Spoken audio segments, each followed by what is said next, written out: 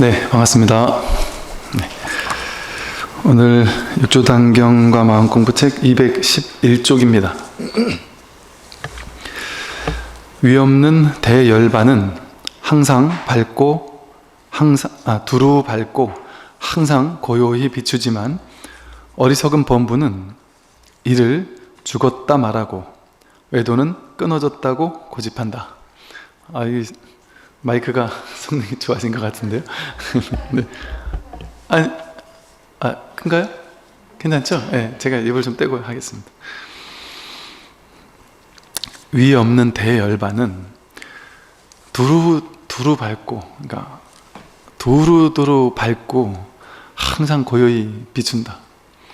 항상 고요히 비춥니다. 지금 여기서 이미 두루 밝고 이미 항상 고요히 비추고 있다. 그런데 어리석은 범부는 이를 죽었다 말하고 또 외도는 끊어졌다고 고집한다. 그러니까 모르는 사람은 난 아직 중생이에요. 부처가 어디 있어요? 여기는 중생세간이다. 여기는 힘들고 괴롭고 고되고 답답한 곳이다. 이렇게 말한단 말이죠. 그러나 위 없는 대열반은 완료형, 본래 그러한 두루 밝고 항상 고요히 비춘다. 이승을 추구하는 사람들은, 그러니까 성문영각, 그러니까 성문승, 영각승, 그러니까 소승을 추구하는 사람, 이런 뜻이죠.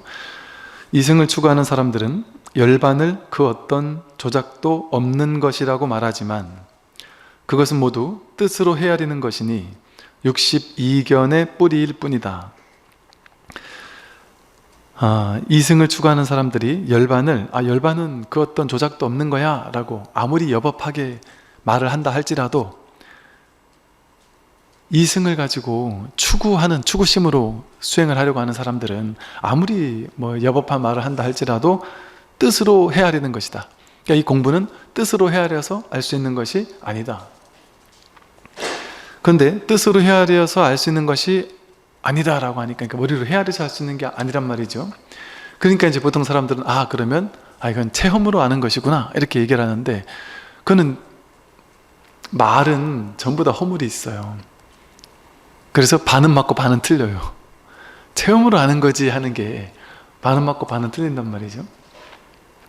이게 체험이라고 이름 부를 만한 어떤 전환의 시점이 있을 수 있죠. 당연히 자기 안목이 탁 밝아지는 그 전환의 시점이 있는데, 그 전환의 시점을 머릿속에 이미지를 그려가지고 이런 체험이 일어나야 진짜 깨달음일 거야, 그렇게 정해놓는다면 그거는 틀렸단 말이죠. 그렇게 정해놓을 수 있는 무언가가 아닙니다. 반드시 어떤 체험이 동반되어야지만 그게 체험이다 이렇게 얘기할 수도 없단 말이죠. 이것도 참 조심해야 되는 부분 중에 하나예요. 그러니까 사실은 꼭 불교만이 아니더라도 부처님도 처음에 알라라 카라마, 오타카라마 부타를 만났을 때 선정 체험을 하잖아요. 아주 경험해보지 못한 아주 깊은 어떤 삼매 체험을 한단 말이죠. 근데 그게 아니다 하고 바로 나왔단 말이에요. 우리는 그런 힘이 없단 말이죠. 사실은 그 체험을 중요시할 것 같으면, 깨달음은 체험이다라고 할 것 같으면, 제가 들은 체험 중에는요, 이제 이런 얘기하는 분들이 계셨어요. 절에서 열심히 기도하고 수행했는데 별다른 체험을 못 느꼈는데 모 산에 가서 어떤 도인을 만났는데 앉아가지고 그 도인하고 앉아가지고 한 10분 있었는데 너무나 황홀한 놀라운 체험을 했다. 그럴 수 있습니다. 제가 말하듯이, 제가 고등학생들, 대학생들 수련대 데려가가지고 수련대회 수련을 시키면요, 체험이 더 빨리 일어날 수 있어요.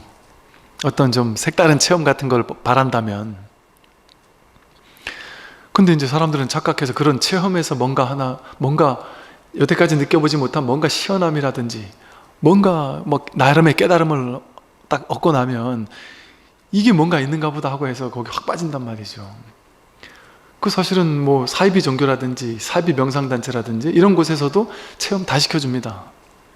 체험 더 잘 시켜줄 수도 있죠. 왜? 체험을 강조하니까.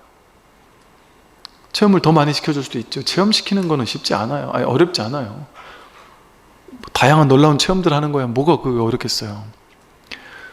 그러다 보니까 난 체험했기 때문에 그게 옳다고 생각해서 거기 빠지는 일이 많아요. 많아요.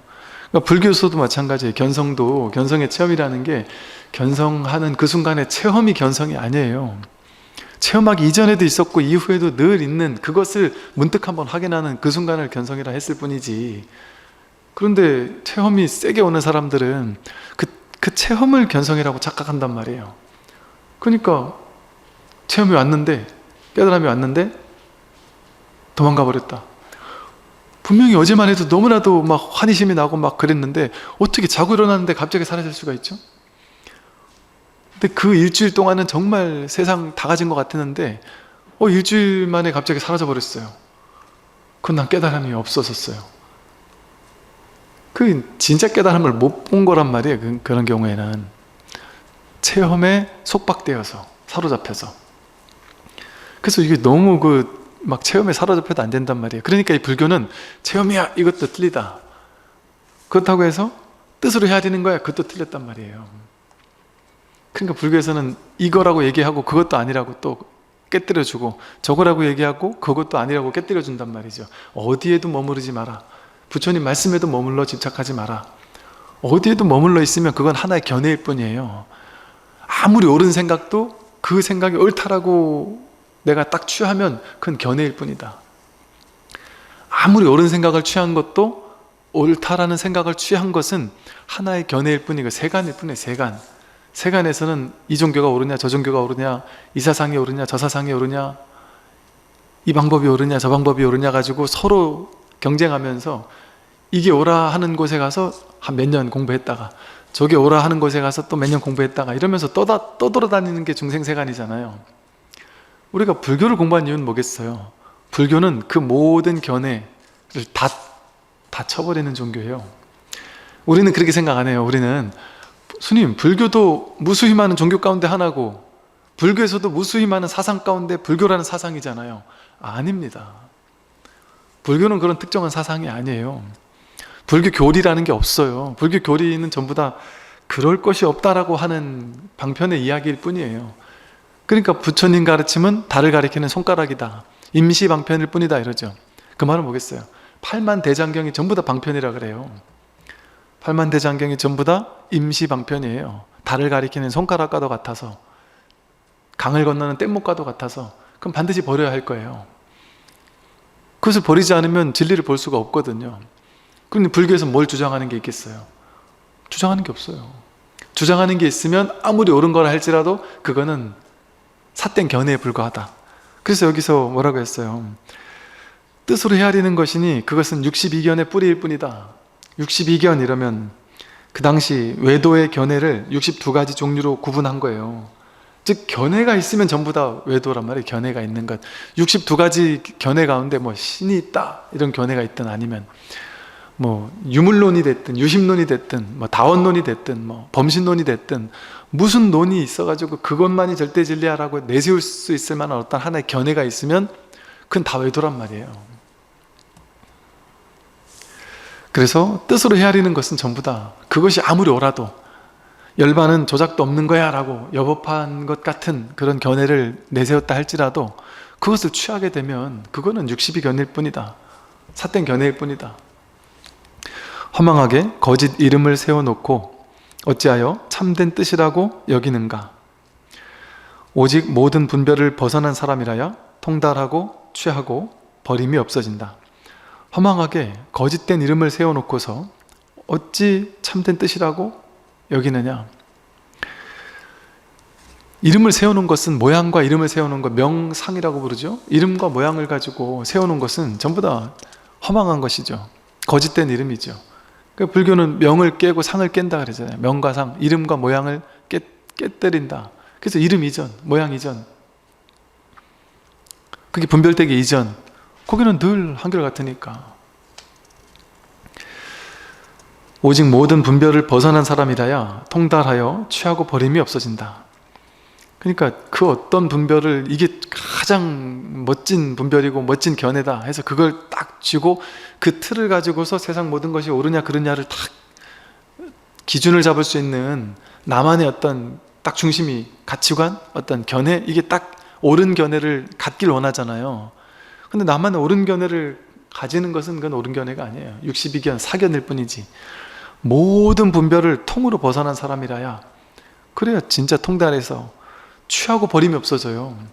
아, 이건 좋은 거니까 맞아 하고 취하고, 저건 틀렸어 버리고, 그거는 진짜 통달한 게 아니란 말이죠. 취사 간택하는 것일 뿐이다.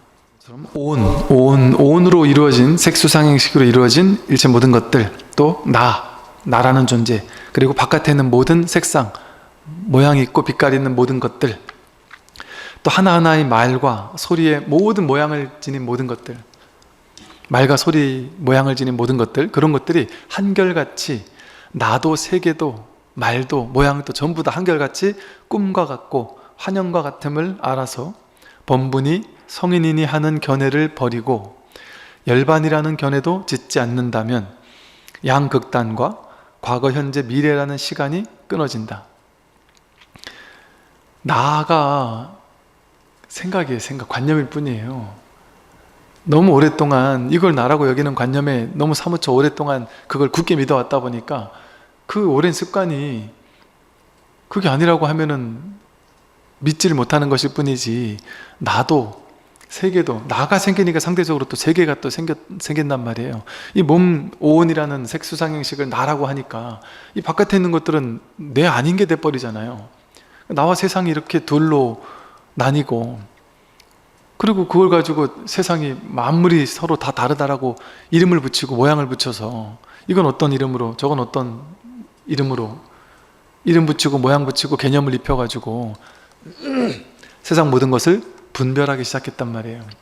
그러다 보니까 만법이 생겨요. 만법이 차별이 된단 말이에요. 세상 만법이 전부 다 다른 게 따로 있다고 생각된단 말이죠.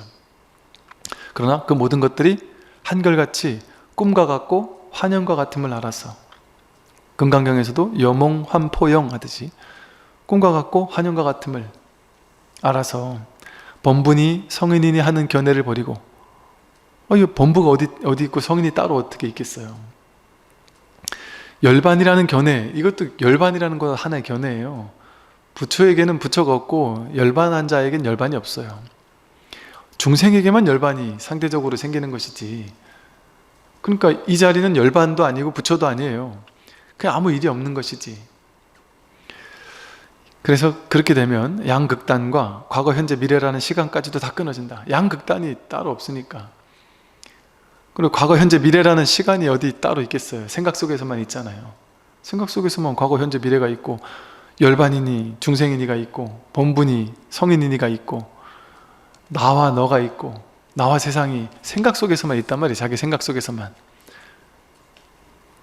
분별해서 생겨나는 거란 말이죠. 나와 세상이, 또 내 견해, 옳다 그르다 하는 모든 것들, 이 세상 만물 모든 것들이 자기 생각에서 나왔어요. 자기 생각에서.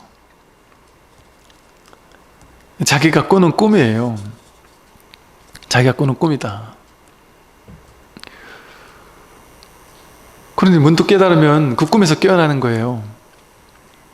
그러니까 똑같은 상황에서 마음 하나 바꾸면 나는 정말 행복한 사람이구나 하기도 했다가, 또 똑같은 상황에서 막 좌절에 빠지는 사람도 있잖아요. 그러니까 똑같은 조건에서 똑같은 직장 생활을 하는데 어떤 사람은 그곳에서 엄청난 막 공황장애 같은 걸 느끼는 사람이 있어요. 그 직장 상사가 뭐라고 소리 한번 뻑 지르는데 딴 사람들은 겉으로는 죄송합니다 하고 이제 뒤에 가서 희죽희죽 웃으면서 뭐 사는 게 이런 거지 뭐 이러면서 그냥 술 한잔 먹고 그럼 아무것도 아니라고 그냥 하는 사람도 있단 말이죠. 근데 거기서 욕 한 번 먹고 나서 그게 막 그냥 가슴에 꽉 사무쳐가지고 막 벌벌벌벌 떨면서 그 사람 얼굴을 도저히 못 보겠다고 무서워서 두려워서 버들버들버들 떨면서 직장생활 하는 사람들도 있다니까요. 그럼 그거는 그 직장생활 자체가 그 실질적인 현실이 있는 거예요? 실질적인 그 물질세계가 실제 하는 게 아니잖아요. 자기 관념 속에 존재하는 거잖아요. 그러니까 어떤 분이 이제 질문을 하시는데, 꿈은 스님, 꿈은 실제 꿈이니까 꿈 깨면은 그 사라지니까 그리고 그 다음날 꿈은 또 새로운 꿈을 꾸고 새로운 꿈을 꾸니까 그건 실제가 아닌 게 맞지만, 현실은 눈 뜨고 그 다음날 일어나도 또 똑같은 현실, 또 똑같은 현실, 맨날 똑같은 현실이니까 현실은 꿈이 아닌 거 아닌가요? 이렇게 묻는단 말이에요. 그러냔 말이죠. 진짜 그렇습니까? 현실은 그렇게 견고한 건가요? 변하지 않는 건가요? 아니잖아요. 똑같은 상황 속에 어떤 사람은 지옥을 경험하고, 똑같은 상황인데 똑같은 물질 현실은 똑같아요. 근데 어떤 사람은 극락을 경험해요. 어떤 사람은 지옥을 경험하고, 똑같은 말을 듣고 어떤 사람은 좋게 해석하고 어떤 사람은 나쁘게 해석해요. 또 어제까지는 내가 불행했다고 생각했던 사람이 문득 난 이만하면 행복하네라고 마음이 바뀔 수도 있어요.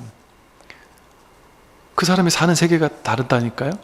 어떤 사람은 우리나라는 헬조선이야, 살기 힘든 곳이야, 이런 사람도 있지만, 난 우리나라에서 태어난 게 정말 너무 큰 복이야, 그렇게 생각하는 사람도 있어요. 또 과거는 이렇게 생각했다가 현재는 또 다르게 생각하는 사람도 있고. 그럼 뭐 물질 현실이 바뀌어서 그래요? 자기 관념이 바뀌어서 그런 거예요. 물질 현장이라는 정해진 실체가 없습니다. 정해진 실체가 있으면 똑같은 걸 다 똑같이 봐야 되잖아요. 여러분, 물질 세계는 진짜 있는데요 하지만 진짜 있습니까? 내가 볼 때만 있지? 여러분 집 주변에 있는 많은 건물들 하나하나 전부 다 관심이 있습니까? 여러분 여기까지 올 때까지 만나는 여러분 옆을 주변에 스쳐 지나갔던 수많은 사람들 한 명 한 명에게 다 관심이 있습니까?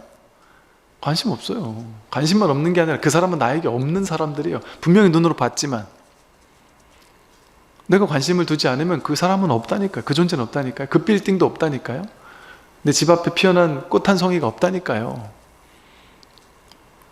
그러니까 뭐 김춘수도 그러잖아요. 내가 그 꽃을 보기 전에는 내가 보고 그랬을 때 나에게로 와서 꽃이 되었다 이러듯이, 세상이 실제한다고 느끼지만 세상이 실제하거나 실제 이러는 게 아니에요. 그러니까 만법 유식이라 그러잖아요. 만법은 자기 의식에서, 자기 분별심으로 자기가 만든 거예요. 자기가. 그래서 자기가 만든 꿈속에 자기가 그 꿈속에서 들어가 사는 거예요. 그거는 견고하지 않은 꿈이라니까요. 이 딱딱한 물질 세계인데요, 딱딱한 물질 세계 아니라니까요. 내 마음의 세계예요. 이 세상이, 이 현실 세계가 내 마음에 따라 계속 바뀌잖아요, 현실이. 그리고 내가 그 바뀌는 현실 속에 파묻혀 살잖아요. 내가 만든 그 괴로운 세계에 내가 마음으로 만들어 놓고, 그 마음으로 만든 괴로운 세계에 내가 들어가 산단 말이에요.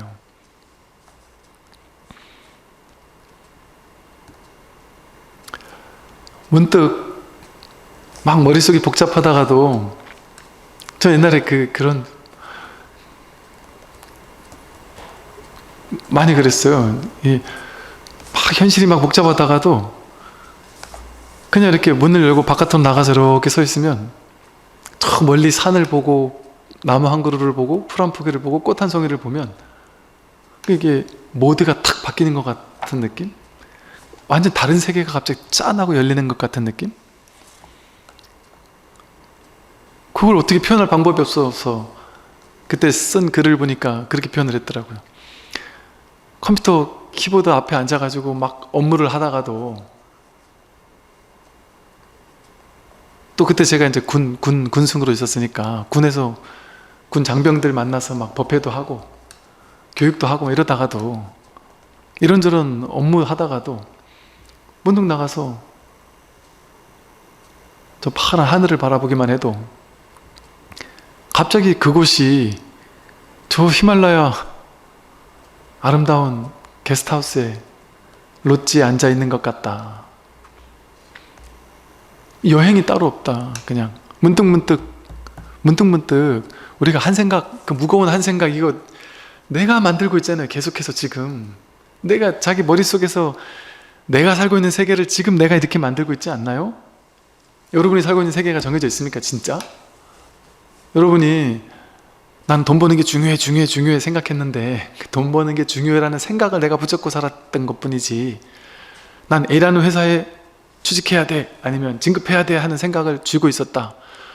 진급에 목매는 사람들이 막 그냥 내가 1년, 2년, 3년을 막 죽도록 계속 그것만 생각하면 살 수 있단 말이죠. 어디 뭔가 하나에 꽂히면 사람들이, 어떤 사람은 뭐 집에 꽂히고 뭐 진급에 꽂히고 자식 학교에 꽂히고 남들과의 관계에 꽂히고 사랑하는 사람에게 꽂히고 무언가에 꽂혀가지고 1년을, 2년을, 3년을, 10년을, 어떤 사람은 한 달, 두 달을 거기 완전 사로잡혀서 그걸 실제라고 여기면서 그 속에서 연극을 하면서 꿈을 꾸며 살잖아요.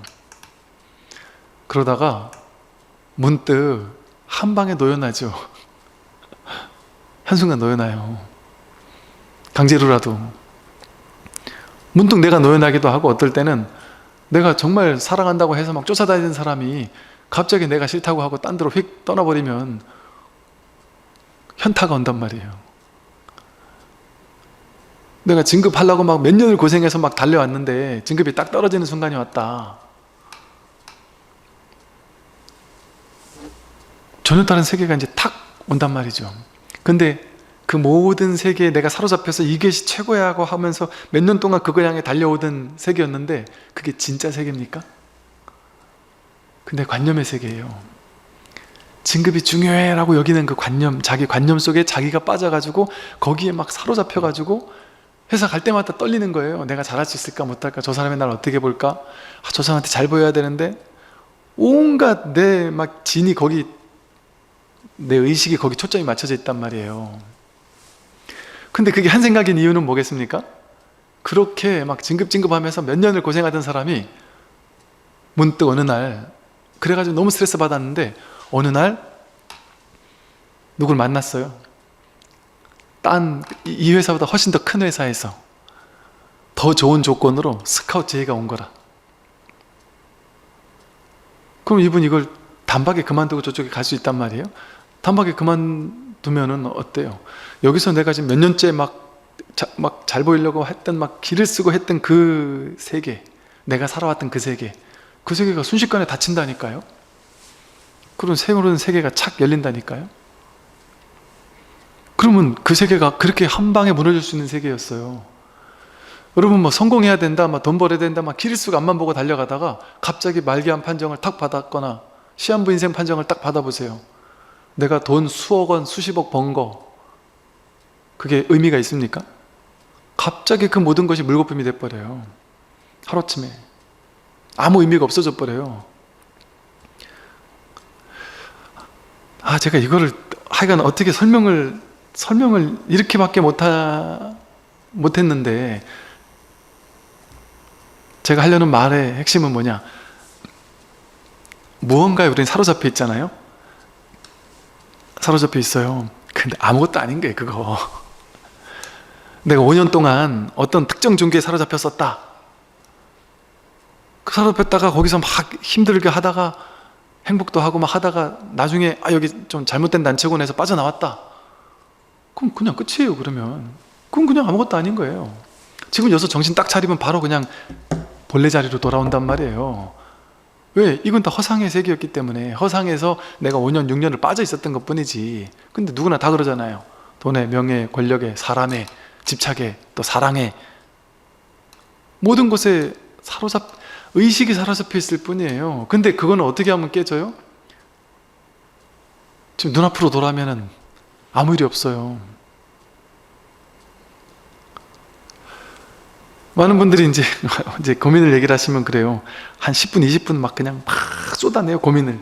최근 5년 동안 일어났던, 혹은 최근 1년 동안 일어났던, 막 쏟아낸단 말이에요. 그 5년 동안, 6년 동안, 10년 동안 일어났던 그 사건, 사고를 막 쏟아냈는데, 지금 여긴 뭐가 있어요? 지금 눈앞으로 돌아오면 여기는 지금 그게 있느냐? 달마 스님이 해가가 괴롭습니다, 불안합니다 하니까 불안한 마음을 가져와라. 내가 해결해 주겠다. 가져와라. 찾을 수가 없습니다. 찾을 수가 있느냐 말이에요. 그걸 찾을 수 있습니까? 그 힘들었던 마음, 그 번잡했던 마음, 그 진짜 있는 겁니까? 내가 그냥 확 빠져들어가지고 사로잡혀 있었던 거죠. 그 후련히 문득 벗어나면 끝이지. 퉁 쳐버리면 그 원래 본래 허상이기 때문에 사라지는 거거든요. 근데 내가 너무 오랜 세월 거기에 오래 사로잡혀 있다 보니까 여기서 빠져나오는 게 힘들 뿐이지, 습 때문에. 근데 이건 전부 다 허상이죠. 실제는 아무 일이 없죠, 눈앞에는. 눈앞에 무슨 일이 있습니까? 눈앞에서 분별하지 않으면, 분별 이전에 그냥 여기로 돌아온다면 본래 아무 일이 없어요. 여러분이 지금 내 나이만큼 30년, 40년, 50년, 60년을 나는 이러이러한 삶을 살아왔어. 나의 경력은 이렇고 나의 과거는 이런 화려한 인생이었어. 그 진짜입니까? 그런 내가 있었습니까? 지금 눈앞에 그게 있나요? 아니, 눈앞으로 이게 딱 돌아오면 내가 남자인지 여자인지조차 없는데 내가 몇 살이라는 게 있겠어요? 그거 다 생각 속의 일이잖아요. 관념 속의 일이잖아요. 그리고 그 지나왔던 기억들을 그때는 내가 참 잘 나갔었지 하고 내가 해석한 거잖아요. 그때 내가 괴로웠지 하고 내가 해석한 거잖아요. 지금 여기 무슨 일이 있느냔 말이에요. 자기 이 본래 자리로 돌아오면, 자기 눈앞으로 돌아오면 우리 인생에는 아무 일도 일어나지 않았어요. 모든 일이 일어나고 있지만 일어난 바가 없습니다. 한 법도 일어나지 않았다. 아무 일 없다.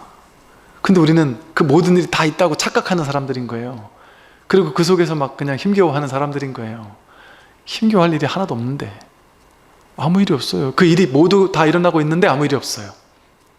분명히 나는 그 일을 하고 있지만 그 일에 무게감이 없어진다면 무게감이 사라져요. 그냥 반응하고 사는 거예요. 인연 따라. 인연에 응하면서 사는 거예요. 그냥 연극하듯이, 놀이하듯이. 유의선매. 즐겁고 재밌게 그냥 이런 삶도 살고 저런 삶도 살고 할 뿐이에요. 그냥 인연 따라 하면 돼요. 그냥 힘든 일이 힘든 대로 하면 되고, 안 힘들면 안 힘든 대로 하면 되고, 못하겠으면 못하면 되고, 좌절하면 좌절하면 되고, 아프면 아프면 되고, 그러다 죽으면 죽으면 되고, 아무 일이 없어요.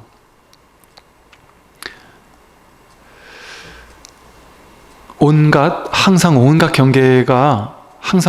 경계에 따라서, 바깥 경계에 따라서 육군이 작용한다. 눈 깊고 혐없듯이 보이는 거, 들리는 거, 냄새 맡는 거, 맛보는 거, 감촉 느끼고 생각하는 거에 따라서 주변 상황에 따라서 계속 내가 좋았다, 나빴다, 좋은 거 보면 끌려가고 나쁜 거 보면 막 밀쳐내려고 하고, 좋은 소리는 더 듣고 싶고 나쁜 소리는 듣기 싫고 하면서 육군이 경계에 따라서 막 작용하면서 끌려다니는데, 그 작용한다는 생각도 일으키지 않고 모든 법을 잘 분별하면서도 분별한다는 생각을 일으키지 않는다.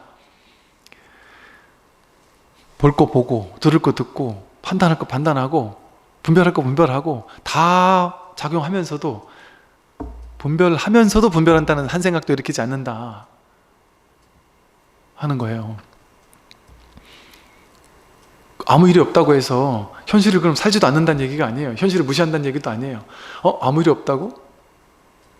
그럼 친구들이 와서, 아니면 부모님이나 아들이 와가지고 엄마 밥 줘 이러는데 아무 일이 없다고 밥도 안 주고, 그러지 않는단 말이에요. 분별할 건 다 분별하며 산단 말이에요. 이 현실에서 딱 뿌리 내리고 현실을 산단 말이에요. 그러나 현실을 살면서도 아무 일이 없어요. 집착해서 딱 놓여놔버리면, 그 관념에서, 상에서 딱 놓여놔버리면 그 모든 걸 하면서도 초연하단 말이에요. 자식이 성적을 잘 받아오는 것하고 잘 받아오지 않는 것하고 다르지 않단 말이에요. 내가 맛있는 걸 먹는 거 하고 막 그냥 그런 걸 먹는 거 하고 다르지 않단 말이에요.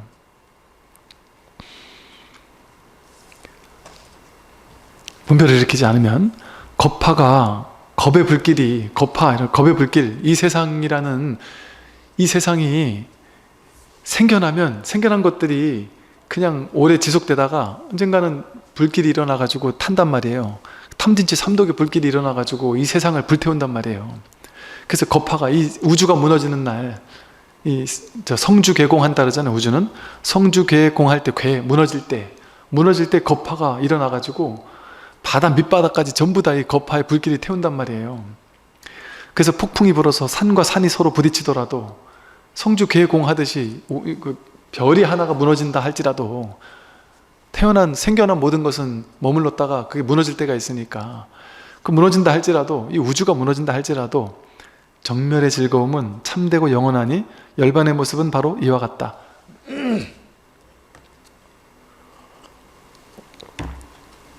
이게 열반의 즐거움이에요.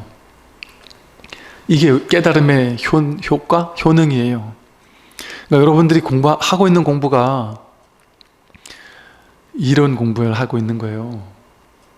여러분 눈앞에서 하늘이 무너지고 바다가 꺼지고 지구가 폭발을 하고 폭풍이 불어 산과 산이 부딪혀서 지구가 가루가 돼버려도 온 세상 모든 사람들이 한 사람이 죽는 걸 옆에서 지켜봐도 무섭잖아요. 근데 이 세상 모든 사람들이 전부 다 일시에 타 죽어버려도 눈 하나 깜짝할 일이 없는 거예요. 이 정멸의 즐거움이란 말이에요. 그럴지라도 정멸의 즐거움은 항상 영원해서 열반의 즐거움은 이와 같다. 왜 그럴까요? 죽어도 죽는 게 없고 성주개공이 다르지 않단 말이에요. 생기는 것이나 소멸되는 것이나 다르지 않아요. 태어남과 죽음이 다르지 않고 우주가 생성되는 것과 우주가 소멸하는 게 다르지 않아요. 이 자리는 불생불멸한 자리니까 이 자리에서 꿈처럼 생겼다 꿈처럼 사라지는 인연 따라 허망하게 인연 따라 생기고 사라지는 것뿐인데 이 근본 자리를 이 정멸의 열반의 이 본래 자리에 딱 버티고 있다면 우주가 가루가 되는 게 문제겠습니까? 사람이 죽고 사는 게 문제겠어요? 아무 상관없단 말이에요.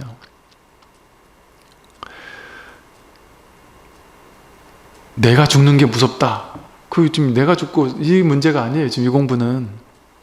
그러니까 우리 겉으로 보면요, 유튜브에 똑같은 수많은 무슨 인문학 채널도 있고 무슨 철학 채널도 있고 무슨 노자 강의도 있고 뭐 소페나우 강의도 있고 불교 강의도 있고 기독교 강의, 무수히 많은 강의들이 있고 또 이제 무수히 많은 종교단체가 있고 무수히 많은 뭔가 내가 배울 수 있는 것들이 많잖아요. 그럼 많은 사람들이 모여들어서 거기서 이렇게 배우잖아요. 이거 제가 참 이 불교에게 이렇게 스님이 불교에게 이렇게 찬사를 보내니까 웃기지만 다 똑같이 사람들이 모여서 공부하는 것 같지만 똑같은 공부하는 거 아니라니까요. 다 세간 공부하고 있잖아요. 세간 공부. 세상에서 어떤 거 선택하는 게 좋으냐, 어떤 게 옳은 거냐, 어떤 게 틀린 거냐, 이게 옳은 거다 해서 가르쳐 주는 거. 그래서 그걸 배워가지고 그걸 기준으로 세상을 잘 살아가는 방법, 그거 배우는 거잖아요. 그런데 그거 아무리 배워도 어때요? 나 내일 한 달도 못 산대, 이런 판정을 받으면 아무 의미가 없어요. 그 공부가. 그죠? 세상에서 배운 모든 공부가 내일 죽는다 하는데 무슨 의미가 있어요? 생로병사 앞에서 힘을 쓸 수 있습니까? 아무리 지식을 많이 늘린들, 양자물리학을 공부한들, 이론을 공부한들, 이 세간의 공부는 세간을 살아갈 때만 필요한 공부예요. 세간을 살아갈 때만. 그치? 이 공부는 그런 공부와 완전 다른 공부라는 거예요. 완전히 다른 공부. 완전히 다른 공부예요. 이 지구별이 당장 폭파하더라도 눈 하나 깜짝하지 않는 공부라니까요. 내가 죽는 거게 지금 문제겠어요? 지금 이 몸뚱아리 죽는 게 문제겠어요? 안드로메다 별이 일시에 폭발을 하는 게 상관이 없다니까요. 그러더라도 정멸의 즐거움이라고 하잖아요. 이 거파가 바다 밑바닥까지 태우고 폭풍이 불어 산과 산이 부딪힌다는 말이 성주 개공할 때 이 우주가 태어나고 우주가 머물고 괴 무너질 때 그때를 표현하는 말이거든요. 우주 전체가 무너지더라도 이 소리예요. 우주 전체가 무너지더라도 이 정멸의 즐거움은 참되고 영원해서 열반의 모습은 이와 같은 거예요. 우주 전체가 폭발해도 눈 하나 깜짝하지 않는 게 여러분 진짜 본래 면목이라니까요. 본래 마음이라니까요. 본래 마음은 나고 늙고 병들고 죽을 수 있는 게 아니기 때문에. 근데 우리는 그 광대무변한 내가, 그 광대무변한 진실인 내가, 이 광대무변한 진실인 나는요, 이게 진실인데도 불구하고 내가 생각을 가지고 이게 내가 아니라 요거 하나가 나야 이렇게 믿기 시작했어요. 어느 날부터 이 몸뚱이 하나가 나야, 생각, 느낌, 의지, 의식 이게 나야 라고 어느 순간부터 나를 축소시키기 시작했어요. 그러니까 나가 생기니까 남들이 생긴단 말이에요. 저 사람한테 잘 보이고 싶고 저 사람과 싸워 이겨야 하고 온갖 일들이 생긴단 말이에요. 나를 유지시키려고, 나를 보존하려고, 내가 싸워 이기려고. 그러니까 나가 생기니까 세상에 온갖 일들이 생긴단 말이에요. 내가 본래 없다라는 사실을 깨달으면 뭔 일을 할 게 있습니까? 무슨 일을 할 게 있어요? 내가 그렇게 경쟁하려고 했던 그들이 난데, 이 세상 전체가 난데, 내 마음 하나인데, 대기대용으로 내 마음 하나가 이 우주 전체를 굴리고 쓰고 있는데, 이 당당한 장엄한 이 우주 법계 무량수 무량광에 이 법신불이 바로 나의 본래 면목인데, 이 몸뚱아리 하나, 이 우주 전체에서 티끌만큼도 안 되는 이 몸뚱아리 하나를 가지고 나라고 이렇게 제한시키고 있단 말이에요. 우리가 아주 비좁은 나로 제한시키고 있으니까 거기서 괴로움이 시작됐을 뿐이다. 내가 이제 억지로 말을 하여 그대의 삿된 견해를 버리도록 하나니 그대가 말을 따라 이해하지 않는다면 조금은 알아차릴 수 있을 것이다. 이렇게 말로 표현할 수 없는 이 공부를, 법을 억지로 말을 해서 우리의 삿된 견해를 버리도록 하는 게 불교의 가르침의 핵심이에요. 말을 통해서 견해를 버리도록 하는 거예요. 어떤 좋은 견해를 붙잡도록 하는 게 아니라 모든 견해를 다 깨뜨리도록 하는 거예요. 그게 정견이에요. 바르게 본다, 바른 견해. 불교의 바른 견해, 바른 지견, 그건 견해가 없는 거예요. 불지견은 불지견이라는 뭐가 따로 있는 게 아니라 모든 견해를 다 깨뜨리는 게 불지견이에요. 무엇 하나 붙잡을 게 없는 것, 그게 진짜 자유 아니겠어요? 내가 붙잡을 게 있어서 이 견해가 진짜 진리야 해서 이것만을 쥐어야 된다고 생각하면 이걸 쥐면은 성공이고 못 쥐면은 실패잖아요. 그건 자유가 아니죠. 이걸 내가 붙잡아야 되는 일이 생기잖아요. 근데 붙잡을 게 없어요. 진리는 무주법, 머무를 게 없다. 무유정법, 정해진 법이라 할 게 따로 없다. 말을 따라 이해하지만 않으면 알아차릴 수 있다. 이거는 이해로 할 수 있는 공부가 아니다. 지도 스님은 이 개송을 듣고 뛸 듯이 기뻐하며 절하고 물러났다 하고, 이제 다음은요, 청원행사라는 선사와 남학회양이라고 하는 육조 스님의 제자들 가운데도 상당히 이제 걸출했던 걸출 정도가 아니라 중요한 두 제자라고 할 수 있어요. 그런 제자들의 이야기가 나옵니다. 남학회양 밑에 이제 마조도일이라는 스님이 나왔고요. 또 이 청원행사 밑에 석두희천이 나왔죠. 그래서 강서 마조, 또 호남 석두, 그래가지고 강호라는 말이 여기서부터 나왔어요. 강호의 두 제자가 아주 그 천하를 평정했단 말이죠. 그들을, 그 제자 석두희천과 마조도일을 배출해낸 그 두 스승이 바로 청원행사와 남학회양입니다. 그래서 이제 먼저 청원행사 이야기예요. 청원행사 선사는 육조의 제자죠. 성이 유씨고 길주의 안성 사람이다. 조계의 법석이 성대하게 잘 교화한다는 소문을 듣고 찾아와 인사를 드리고는 물었다. 마땅히 어떻게 힘써야 계급에 떨어지지 않습니까? 어떻게 힘써야 계급에 떨어지지 않습니까? 하고 물었어요. 이 공부는 이제 계급에 떨어지지 않는 공부예요. 차별에 떨어지지 않는 공부. 둘로 나누지 않는 공부. 둘로 나뉘는 게 있으면 높고 낮은 게 있고, 두 개, 세 개, 네 개가 나뉘어져 있으면 더 좋은 게 있고 낮은 게 있잖아요. 낮은 계급이 있고 높은 계급이 있을 거 아니에요. 훌륭한 사람이 있고 못한 사람이 있을 거 아니에요. 더 많이 깨달은 사람이 있고 더 덜 깨달은 사람이 있을 거 아니에요.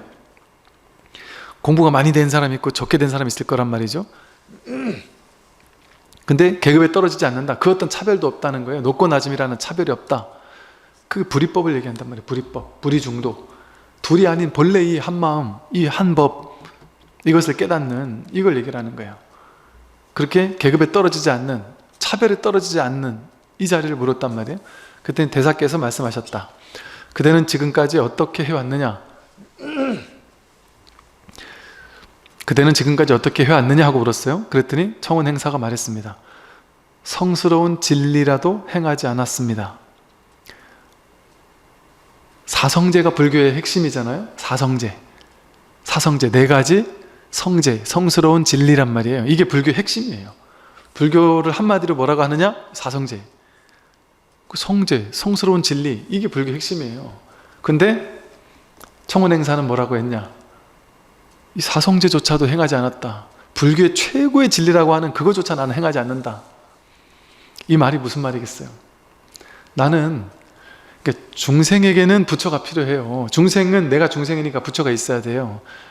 근데 내가 진짜 완전히 깨달음을 얻었다면, 완전한 부처가 됐다면, 그럼 부처도 오염이에요. 부처도 쓸데없는 쓰레기 같은 오염에 불과해요. 오염. 뭐 부처라는 오염을 붙일 데가 뭐가 있어요. 텅 빈 공인데 말 그대로. 중생이 있으니까 상대적으로 부처가 있는 것이지, 부처에게는 부처도 따로 없다. 그 부처는 내가 부처야 하고 막 자랑스러워 할까요? 그건 부처가, 자기가 부처가 아니라는 것을 딱 증명해 보여주는 거죠. 그러니까 대표적으로 도인 흉내 내는 사람들, 도인인 척하는 사람들, 어떤 뭐 도인 명상단체 같은 데 가서 그 사람이 뭔가 카리스마를 뿜어내는 뉘앙스를 풍기는 사람, 내가 다 안다는 뉘앙스를 풍기는 사람, 그냥 도인이 아니에요. 그 사람은 도인은 스스로 도인이라는 생각이 없어요. 이게 그냥 내가 얻고 싶어 없는 게 아니라 저절로. 왜? 내가 확인해 놓으니까 다 도인이라는 게 명백하게 눈앞에서 지금 100% 증명하고 있거든요. 삶이. 여러분이 지금 제 얘기를 듣고 있는 걸로서 지금 여러분이 부처라는 걸 100% 증명하고 있단 말이에요. 완전히 증명된, 그냥 완전히 모두가 부처일 뿐이구나. 그런 사람이 나는 부처야 라는 생각을 가질 수 있겠어요? 모두가 하나의 부처를 쓰고 있는데, 전체가 통으로 하나의 일불승, 하나의 부처뿐인데, 근데 이것도 부처라고 이름을 붙인 거예요. 그냥. 그러니까 부처라는 말도 오염이죠. 그냥 이것뿐이에요. 이것뿐. 그럼 뭐 하나를 붙일 수가 있겠어요? 그러니 성스러운 진리를 행하지 않아요. 부처는 중생이니까 성스러운 진리를 행해야 되잖아요. 부처가 성스러운 진리를 행하겠습니까? 부처는 괴로움이 없는데 괴로움을 소멸해야 되겠냔 말이에요. 괴로움을 왜 소멸해요? 괴로움이 없는데. 그리고 부스럼을 왜 만들어요? 그러니까 부처에게는 성제도 필요 없어요. 그러니까 대사께서 말씀하셨다. 야, 성스러운 진리도 행하지 않았다면 성스러운 진리가 없다는 얘기인데, 그건 불이법을 체득했다는 얘기인데, 말하자면. 그런데 무슨 계급에 떨어졌느냐? 그렇다면 너 말로 봤을 땐 너는 계급에 떨어진 게 아니다, 이 소리죠. 그러니까 서로가 그냥 서로를, 이 청원 행사도 이쯤 됐다면 이미 이 자리를 다 확인하고 공부가 된 연후에 확인하기 위해서 온 거죠. 스승이 그걸 담하게 알아본 거죠. 그러니까 행사가 말했다. 성스러운 진리도 행하지 않는다고 했는데 무슨 계급이 있겠습니까? 계급이 없다는 걸 스스로 또 이렇게 말을 해요. 그러니까 육주께서 그를 깊은 법기로 여겨 대중의 우두머리로 삼았다. 이게 몇 마디 해보면 탁 확인된단 말이죠. 그래서 어느 날 대사께서 말씀하셨다. 너는 이제는 이제 그 대중의 우두머리로 삼아서 대중 사이에서 이제 함께 스승을 모시면서 살았겠죠, 한동안. 그러다가 이제 때가 되니까, 이 불교는 이런 거예요. 내가 붙잡아두는 게 아니에요. 내가 붙잡아두는 거 아니에요, 불교는. 이 스님 보세요. 어느 날 대사께서 말씀하셨다. 너는 마땅히 한 지방으로 가서 교화하여 선이 끊이지 않도록 하여라. 행사는 이미 법을 얻었으므로 마침내 길주의 청원산으로 돌아가 법을 널리 펴고 교화하였다.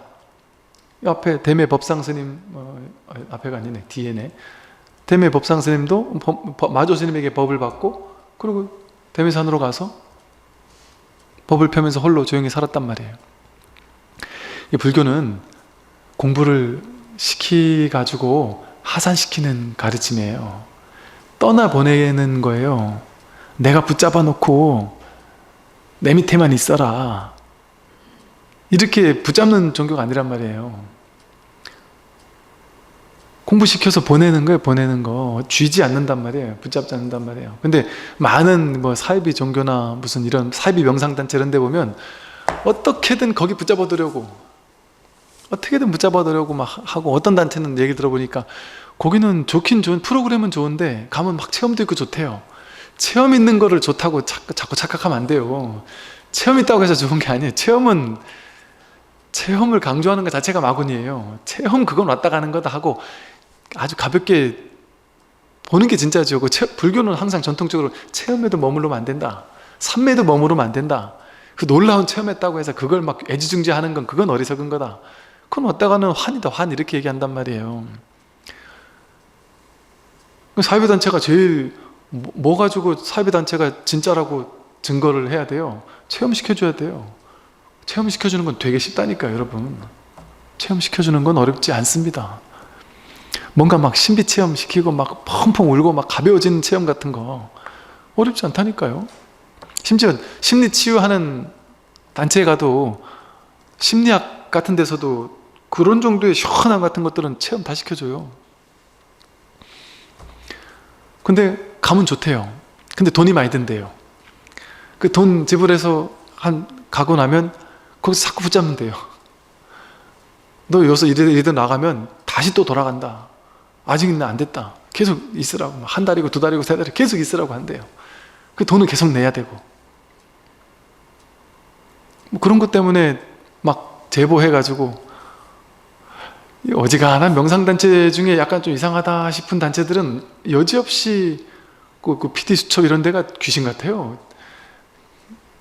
제가 이제 저한테 이제 상담 오셔서 이런 단체가 이게 사입일까요? 아닐까요? 이렇게 물어보고 나면 얼마 있다가 여지없이 PD수첩 같은 데 나오더라고요. 보통 단체들이. 엄청 많아요. 그런 단체들. 어찌 저렇게 많을 수 있을까? 저렇게 저런 일을 하면서도 어떻게 저게 들통나지 않고 들통났어도 그걸 어떻게 잘 이렇게 버무려서 저렇게 오래 유지될 수 있을까 좀 신기하기도 해요. 근데 이제 저마다 잘 봐야 되죠. 그렇게 정법은 묶어놓지 않아요. 막 묶어놓고 막 우리 절만 다녀라 뭐 여기만 다녀라 뭐 이렇게 붙잡지 않는단 말이에요. 불교는 그렇잖아요. 오는 사람 잡지 않고 가는 사람 막지 않는다. 안 막아요. 오는다고 해서 그거 막지도 않지만 그냥 공부하는 거예요. 그냥 괜히 친소관계 유지하고 그런 필요도 굳이 없어요. 뭐 사람들은 이제 저보고도 조직을 만들어야 절이 커진다.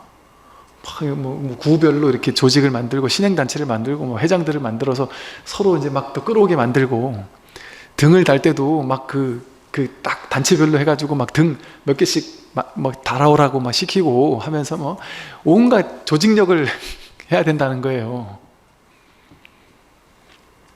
뭐 좋은 점이에요. 그것도 이제 포교하는 방편으로서는 좋아요. 근데 뭐 그렇게는 딴 데서 많이 하니까 저는 오히려 그 반대로 조직하려고 하는 사람들한테 하도 조직하려고 하는 사람들이 많아서 조직하려고 하는 사람들한테 그런 거 조직 신경 쓰지 말고 친소관계 신경 쓰지 말고 그냥 공부하시면 되지 뭐 가지고 자꾸 뭘 이렇게 만들려고 하시냐. 그냥 공부 그냥 딴 생각하면 안 된다. 딴 생각에 자꾸 생각이 팔리면 안 된다. 이 공부하기 지금 바빠가지고 딴 것도 다 신경 끄고 이 공부만 해야 될 판인데 절에 와가지고 막 친소관계 만들고 이 단체 저 단체 만들고 뭐 거기 절이 비는 날이 많으니까 뭐 요가도 배우고 뭐 북글씨도 배우고 뭐 한문도 배우고 뭐 이래서 좋은 일인데 그거는 뭐 그렇게 하는 곳이 많으니까 그곳에서도 충분히 할 수 있으니 여기서는 그런데 여기저기 신경 써가지고 이 공부 못 하거든요. 이거는 뚫어내는 힘이 필요해요. 조금 한번 공부하면 그냥 내가 다른 것 다 두 번째 세 번째로 내놓고 이 공부 1번이라는 마음으로 그냥 일심으로 밀어붙이는 좀 마음이 필요하거든요. 그런데 뭐 이것저것 다 만들어가지고 여기저기 신경 다 써가지고 어떻게 공부를 뚫어낼 수가 있겠어요. 그래서 이제 선에서는 좀 그런 측면이 있다.